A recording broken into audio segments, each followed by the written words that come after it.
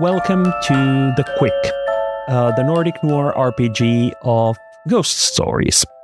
I am Petri. I will be the game master today, and joining me is Jamie. Yep, I'm Jamie MacDonald. I'm a stand-up and performance artist based in Helsinki. I got a podcast called Queer and Dumb, where I am queer, and I'm everywhere as Happening Fish. And today I'm playing Jack Karpala, the Bloodbound character. Great. Then we have Chris. Hey, how's it going? My name is Christopher Stratton Smith. I write TTRPG stuff and play them too. I'm playing Mutz the Touched, and you can find me on Threads under Christopher Stratton Smith very creatively. And Annina. Hi, I'm Annina Kaski. I'm a actor and writer and TTRPG player and producer these days as well. Today I'm playing Sabrina, the channel character, the medium. And when I'm not being Sabrina, I'm also Saga in Bardic Quest, a D&D 5e actual play podcast. So please do check that out. Wonderful. Sabrina and Mutz, you rush out of an echo, tear through realities back from an ashen dimension of machines and death, and land in a wet autumn forest somewhere near Virrat, in pitch black darkness, the only illumination coming from Mutz having a headlamp that is now pointing at one of the many trees here. You left Jack a few steps behind, as it seemed that Jack could hold back whatever was coming after you there. What do you do? What about Jack? He seemed to have a hold of the machines, but we don't hear from him for 5 minutes. I'll see if I can help get him out. Does time even work the same way there? No, it doesn't. But do I get any sense of how Jack is? You do not. Okay. Your only indication is visual, and you don't quite see through the ash. The forest around you has this light sprinkling of light gray ash all around this echo tear, and like you peer in, and the ash is pouring out from the echo into the real world. Just as you're wondering about this, Jack rushes through the tear and lands on the forest floor. The sounds of the machines are gone. Instead, it's quiet forest. You hear some rustling of the leaves and distant car sounds, but that's all. Is the tear closed, or is it still open? No, it's open. The thing about these is that they stay open until you actually take time to close it, or solve the echo. Either way. Okay. And do you want me to close it? Yes. That's a good question. If you close it, it means that you won't be able to participate in the actual dousing of this echo, the severing of this place from reality, but it will keep the effects of the echo at bay for now. I'll turn to Jack, because it seems to be sort of Jack-centric, and I'll ask him, do you want me to close the echo, or... I don't know. They said they gave me some time, but I don't know how much time they give me. What did they ask you to do? They want a sacrifice, apparently. They kind of asked me like I'd already given one at some point, which I don't think I have. You haven't, at least you don't know that you have. You haven't been here in ages, so, like, it's unlikely that you have given a sacrifice to them. I wouldn't be too hasty to close it. I heard a voice, and I'd like to see where that leads. But never mind voice? that. My daughter. Your what? I mean, I know you have. What? She was there? That's what I heard. Anyway, it came from outside the barrier. I'll leave it Threshold. open for now.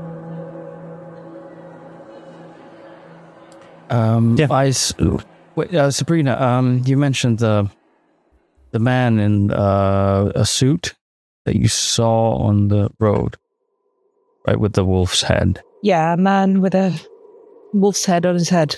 That's the first echo I saw. Encountered him there. He wanted me to stay in his stead. Why? He was preventing the things from doing whatever evil things getting out. And he was some kind of sacrifice, I suppose. So he's the sacrifice, and then they want a new one. Yeah, he wanted to basically keep the cycle going. He wanted to be free, I guess. So he's trapped. He said he belongs there, so he didn't feel like an outsider, but he did say that it wasn't like he was being kept there until someone else takes his place. Oh.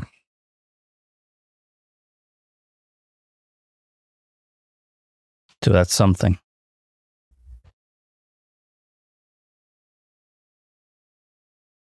Did you?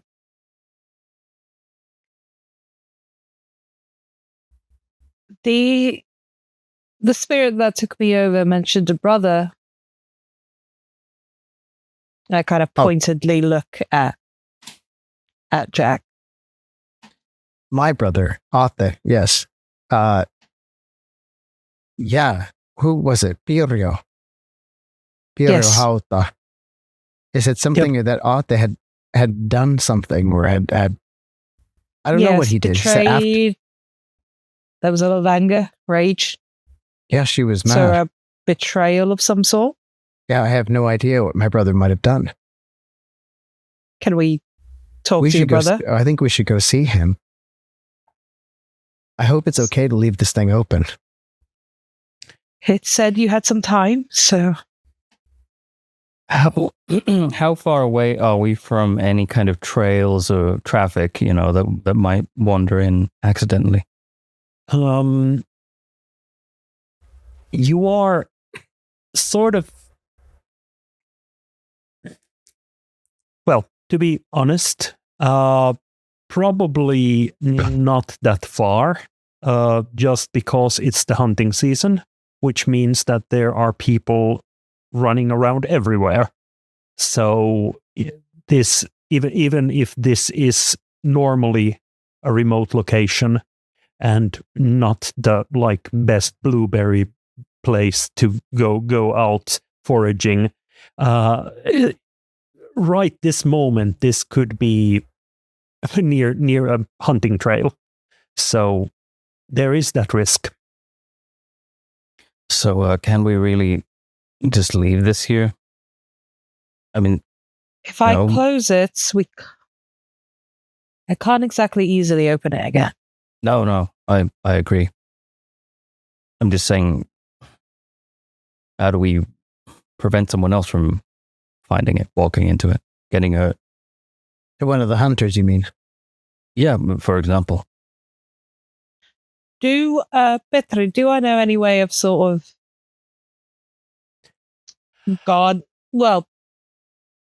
hiding it from other people? I'd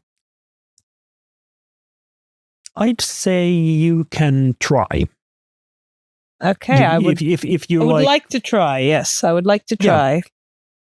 So what advantages would you get to this? The channel, of course, being a channel. Occultist. I think I would probably. My instinct is to. Actually, I can. I would have something with me like chalk, or even a pen, probably chalk, just to make like a glyph, like a protection circle. Let's go very Wiccan with this and make a protection circle around it, or a barrier. Yep. I more of a barrier so people can't step into it. Yeah, people wouldn't like it. Wouldn't like if they really wanted to, it wouldn't prevent them, but it would probably just steer them away from accidentally walking into it. Yeah. Yeah, I'm going to allow you to try. This will take you the better part of the rest of the night. So it's not an instant thing. You have to prepare, and you have to like actually get into the ritual and stuff. Meaning probably that Mats and Jack will have time to do other things if they want to. But yeah, so channel, occultist, anything else?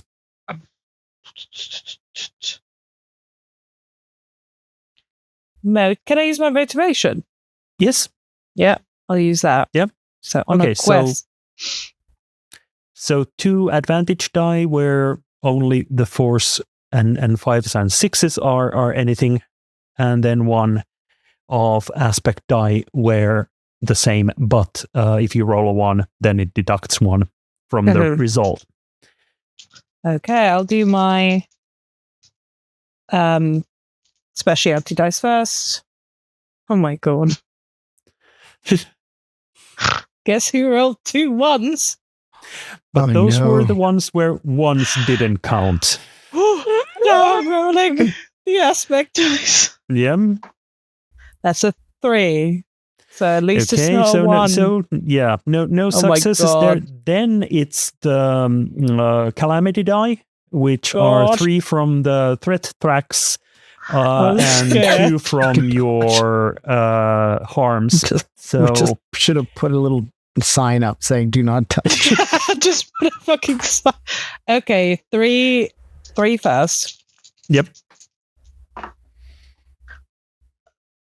There's a 4, 3, and a 1. Yeah. Okay. And then the 2 others. I bet it's because I was making fun of my dice, and now it's like fuck you, making fun of the stupid 6s. Yeah, you shouldn't have said bad things about the 6s. I wasn't directly meaning my dice. I get 2 harm. Yep. 2 and a 3. Okay, but that's still no successes and more perils on the calamity die than you get on your successes. So it doesn't go as planned. Whatever you were trying to accomplish fails unless you decide to suffer harm. No, I'm not going to suffer harm for it.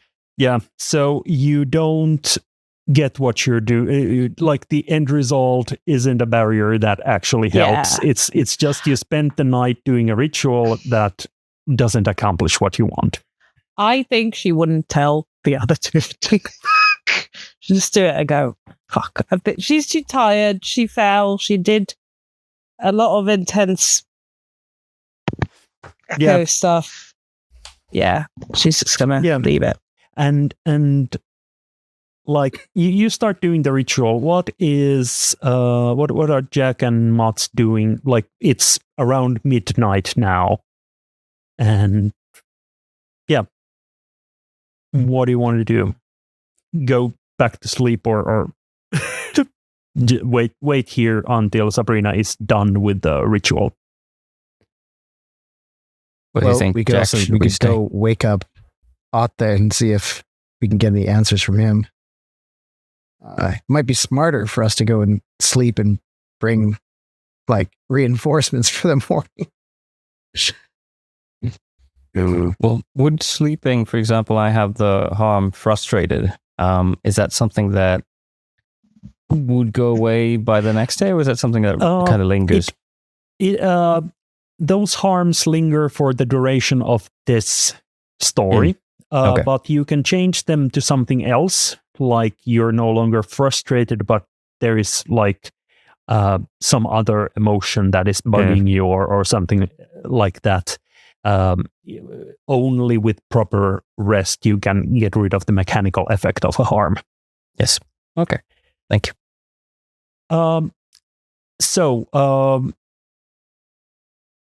Will you get some rest? Yeah, I don't think are we going to be able to find our way out of here in the middle of the night even? I don't know. Well, I guess if we find our way out of here, then we can just retrace our steps. Yeah, do you think? there's always GPS. Oh, well, yeah, we've got our phones with us. Yeah. I mean, we can just put a pin, Okay. drop a pin, whatever. So you estimate it'll take you like until the wee hours of morning so to get this done, so the guys can get a couple of hours of sleep or rest while you do this. Great. So you're planning on returning when Sabrina is done with her ritual, if I understood correctly. Yeah. You hop in the car, go back to the guest house, rest for a few hours, get a power nap, and come back. You rested the day before, so you're not that exhausted. When you arrive at the parking place where you parked your car before, there is a police car there. What's this? Or not actually a police car, an old police car with the lights removed and like the text police removed from the it has once been a police car, now it's a civilian car. An old Saab. Is there a police or someone else present? No, there is no one there, but there's a car parked there. Wait, does this look like Simo Hauta's car? No, is it just yes, it does. Okay. As part of the failed try attempt, I get to introduce an NPC. And Simo is the one I'm going to introduce. You are done with the ritual, and you've already known for a few good 20 minutes that this isn't doing anything. This has been a waste of time, and you're a bit frustrated there. But you're finishing it anyways. As you said, you're not going to tell the boys. You're just going to finish it up, and I probably look like generally miffed, but yeah, I'm not gonna make a song and dance about having wasted all that time. Yeah, you hear footsteps and see the light of a flashlight. Sun is already rising, but the forest is still a bit dark, so a flashlight is a good idea to move around here. And yeah, you hear a voice you haven't heard before. What's going on there? An older male voice. Is it just me? Yeah, it's just you. Hello. I'm just heading back. Who are you? Simo Hauta. I'm more or less running the local everything here. Heard there was some camper out here in the woods, and thought I'd come to check. He's an pensioner aged, maybe like 60, 70 years old. In a big man, not fat, but like tall and a lot of muscle and a lot of just general like mass. Yeah. You do know that it is the hunting season, and you don't, and he shows that he has one of those like red vests on. Yeah. Like, you should be having this when you move here. Oh yeah, I know. Do I know who Simo Hauta is? Because obviously it's one of Pirjo Hauta. Okay. You know of a Hauta, but not of Simo. Okay. He doesn't seem to be paying attention to the gaping wound in reality, which is a good thing, which That's means really that good, yeah. like a regular person probably doesn't notice it, but it's also bad because a regular person might then just stumble through it. Yeah, I just lost track of time, but I'm heading back now. I'm getting a lift. She's going to try and just like get out of it. I was lost in thought. Yeah. Yeah. So, what were you doing? And he looks at the chalk lines and whatever ritual stuff you have out there. Oh shit.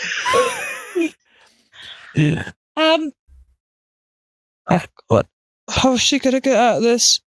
It's for a flashlight. Art installation. you see a flashlight approaching. Jack, Mats, you're heading this way, and like coming closer, you see a flashlight in the direction of Sabrina. An odd installation. There they are. My friends are here. So I wasn't doing anything. It's just silly things. Yeah, you see an older gentleman wearing like a red vest and not actually camo, but like outdoorsy clothing, warm outdoorsy clothing. Hello there, Mats. He instantly recognizes like Mats when the flashlight goes over your face. This is Simo Hauta, the police who helped you with Sade's case. Simo, how you been?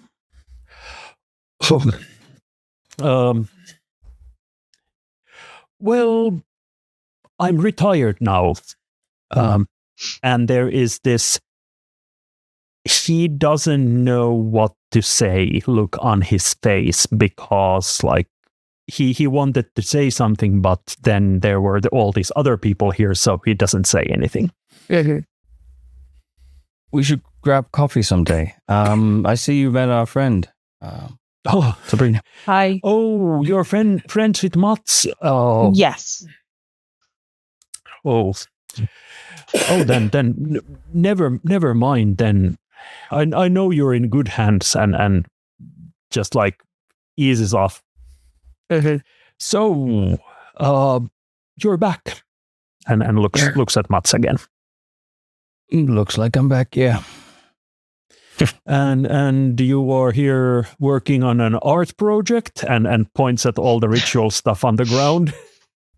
Well, I've been doing the podcast and all that. I figured I'd branch out a little bit, maybe get into some like sort of local interest pieces with Sabrina over here. She does a bit of kind of occultist tinged art, and like questioningly look at her like, am I doing the thing? Yeah, and then she starts to like just do word salad. Yes, it's pieces that really discuss the lines between utter bullshit.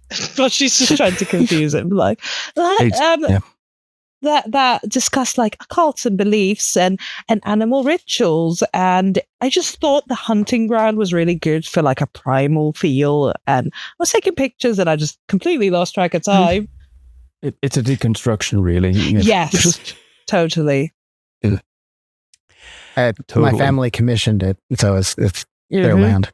Yeah. He points the flashlight at you, and like there is this moment of like he recognizes the family features in you, but since you haven't been around for a while and never really like you're not part of the like elite of the family, he doesn't instantly recognize who of the family you are, but like goes, You're one of the Karpalas. Which one of you are of the family? I don't remember seeing you in a while, at least. I'm Jack. I'm down at the capital in the university. Oh, right. You're Atte's brother. Yeah, that's right. Oh, yeah. Atte's, yeah. Well, good that you're back. I think Atte could use a brother at this time. It's nice to have you back, and good that you sponsor art and whatever. You really should wear vests during the hunting season when you're going into the forest. There have been accidents during the autumn time here. Yeah, we keep hearing. I've been away so long. I've completely forgotten that you have to wear those in the fall. Yeah. I'd like one of you to make a take the low road roll. I don't care which one of you is taking the lead, but one of you has to convince this former policeman that you are just artists and like I'm going Patrons to give of art. Yeah, I'm going to give you 2 aspect dice just from the fact that you are sort of established. Like Mats is a known person, and Jack comes from a prominent family. So anyone gets 2 free dice on top of whatever they're rolling. Someone who's not me, because my dice hate me. I don't think I've even rolled yet, so maybe I should do it. Yeah. So I mean, to establish that, to convince him that we're doing art here. I mean, the good thing is I am wearing very sort of out there, outlandish clothing, because it comes with, I make my money being a medium, so I have to look the part. So, yeah. And I am literally an art history university professor. Okay. And I have a specialty in symbolism. Yeah, that's good. That's and good. You get and you get 1 from just being bloodbound, since you're doing this as part of being one of the Quck. So that's 3 advantage die where there is no ones to hinder you. So 3 dice with 4+ is a success. Okay. That's 2, 5, and 6. Okay, and then those 2 dice I mentioned earlier, where if you roll a 1, it deducts. 5 and 4. Okay, no worries. This goes as planned. Like you talk for a while, and then was it Simo? I think it was Simo. Yeah, Simo. Yeah, Yep, Simo. Simo says that as much as I like this talking in the woods, I have a thermos in my car. Would you like some coffee? I'd love Morning some coffee. Let's head back to the road. Yeah. Yeah. He leads the way, leading you 3 a bit behind, like following him. You can discuss without him hearing it. you notice that he has a hearing aid, so he's probably more like able to hear what's close than further away.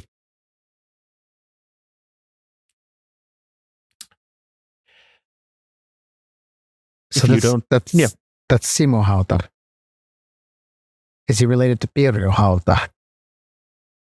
I should know this. I'm from here. You take the few moments there to wonder this, and you think they are or were married. Ooh. Should we ask him about his family? How they're doing? Would I have, because I obviously was in, possessed by Pirjo, would I'm just guessing they're somehow related, but I wouldn't know that they were married. Like the feeling you got was so intensely hatred at that point that there was like no all around things in your mind. Of the three of you, I think Mats is the one who is closest to Simo. You really worked a lot together back then. But you vaguely remember him being married, but like that's all. Do I think that he would be the type of person to take it personally if we pry into his family life, or is he an easygoing? He was an easygoing person. At least back then, he was easygoing to the point of being annoying, since you were in a hard place. And he was just this gentle soul of who had the patience of a cow, just like an endless kyllä there, and like that sort of. So you don't think he would be anyhow like aggressive, at least about it. He might not answer, but that's as far as it would go, you think? So I would, if Simo is right there close by, I would.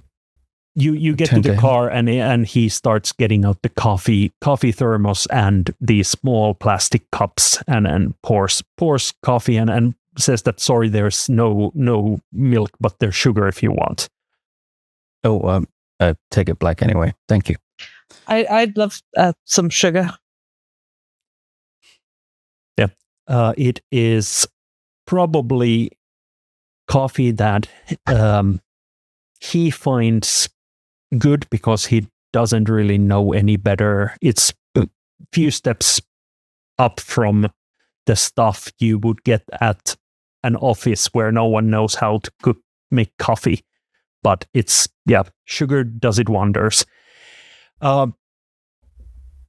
There is this moment of pleasant silence as everyone takes their first sip, and that's a good spot to start talking. I think Sabrina would definitely, seeing as the ruse is now working because she's got these two, to back up her story, kind of take a step back and like let them do the talking, apart from like pleasantries of like, the coffee's nice. Yep. Just so he doesn't start looking at, I don't know, if he recognizes a symbol on my neck. Yeah, I mean, a symbol on my necklace or something. Yeah, I mean, that's just, it worked. I'm going to shut up now before he asks questions that I don't have answers for.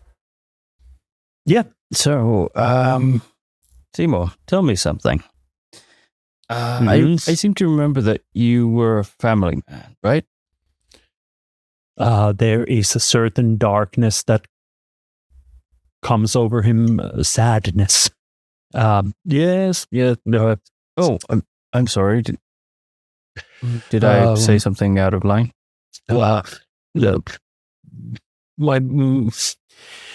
My darling Pirre, she. There was an accident a couple of years ago. Pirre as in Pirjo. Right. Yes. She What happened? was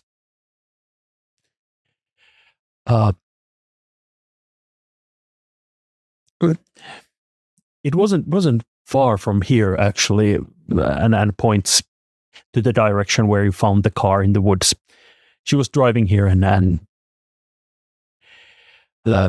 well, autumn nights, there was probably some moose or whatever on the road, and she drove off-road. I'm so sorry to hear that. Yeah. There is this feeling of he's not saying everything in the air, just he stares deep into the coffee cup, and when he looks up at Jack. Yeah, we were hunting when we found her. Atte was the one who found her. Oh man, I haven't even. He never said anything about that. I mean, we see each other at Christmas, but he never mentioned. Was it did she hit a tree, or if you don't mind me asking? Just went off-road. I'm so sorry. And again, there is that feeling of he's not saying everything. Mm-hmm. He knows more. Have you been hunting since? Well, points at the rifle at the back of the car. Or a rifle so you're not case. Just here looking for us? No, I wasn't here looking for you, but I had heard of some camper in the woods, and I thought that since we're coming to blast away at animals, that no one would get hurt. I'm so sorry. I just found the perfect spot, and I got inspired. Yeah, I mean, they say suffer for your art, but maybe not get shot. Yeah. I'll wear our best next time. Simo, did you say that Autio wasn't doing so well right now? He's been a bit distant ever since. Oh. I guess that checks out. I should go see him. You do that. You say hi from me. Tell him that we miss him at the hunting group. Okay. So have you not been in any contact with him since, or how long has it been? It's been a couple of years, and you hear this tone shift, like he doesn't want to talk about this. Okay, well, I kind of changed the subject to. So, see, you still like your coffee the way you did back then? Yeah, well, I got the old coffee maker from the police house when they changed to a new one, and why change something that works so well? So, and those industrial ones, they're the ones you can't just buy them at the supermarket. Yeah. So this is good proper coffee. Mats, how do you know each other? Well, Mats here. Mats came here. What was it? 10 years? How many years ago it was? It was ages ago. Anyway, I was a policeman back then and helped him. And he realizes that he probably shouldn't be talking about this, and just looks at Mats and like. Okay. Simo helped me while I was trying to track down my daughter. It was invaluable. I mean, we still haven't found her, but he got me through some dark stuff. Yep. I still have all the files at home, trying to piece out what happened, but sorry, I can't be of any more help. You did more than most. There is a rumbling sound as a car drives past and stops at the same stop as you are at. It's a big, like, it's actually a like small truck, and like 4 people wearing hunting vests jump off and like greet you and start asking if you're new people coming to the hunt. And the situation sort of diffuses where you are forced out of this like inner circle of hunters who start talking about what they're going to do today. What do you want to do? Oh, okay, Simo. I guess we'll see you. Yep. See you when I see you. Come by any time, but I'll probably be home in the evening. Okay. Good to know. I'll take you up on that. And my phone number is still the same, so call me if you need anything. Good. I think I have it. Good. Thank you. And by the way, I really like your podcast. Oh, I thank you. downloaded the podcast app just to listen to it, so it's good. Thank you. I'll have to make more episodes when I get back. I'm interested in this art episode, so make it a good one. Oh, yeah. Yeah, it's a special, so it might take a little while to make, but yeah. Okay. Look out for it for sure. Yeah. And then he turns to the other hunters and starts explaining how these people are podcasters and whatever, and like they start going away. Yeah. That was adorable. Sorry, that was so cute. Yeah. You hop in the small hybrid and head where? I need breakfast. But I also need to see it. We gotta see Autio. Yeah, we need to talk to your brother. Yeah, there is a small breakfast place quite nearby, you know of it, Jack. They serve basically like rye bread and coffee, but it's still breakfast. So like it's a kievari, small like kiosk with some benches and tables, but it's a place to go and regroup and get food and possibly buy some supplies if you're in absolute need. So that's one place, and then maybe figure out where your brother is.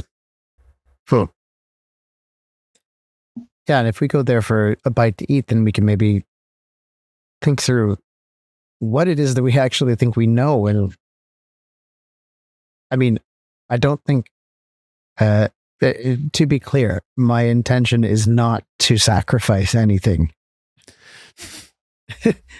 Regardless of what I told the machines in the Echo, I'm not thinking that I will be sacrificing anything. I just bought us some time. So what are we doing?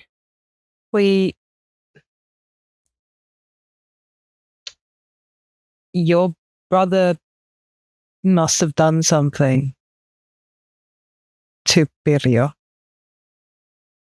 She was furious. You saw it. And didn't you, when you were possessed by her, you ran and stopped as if you were shot? Yes. Which doesn't line up with what Simo was saying. It does line up with them being hunters and carrying weapons and being in close proximity to the body. But not a car crash. It's definitely not a car crash. I think your brother might have shot her, or she believes he shot her. It could have been someone else, but she firmly believes it's your brother.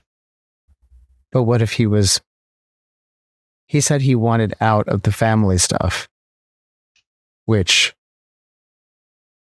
those machines, I've never seen them before. but they asked specifically me for another sacrifice. So maybe that's what Autio was doing? Maybe. But then why didn't we see her as the sacrifice? Well, she was 2 years ago. Because she's a space. She's an echo. She wants something. Can we find a police report of a death, perhaps? That's unlikely. You could pull some strings, maybe Jack, and get those.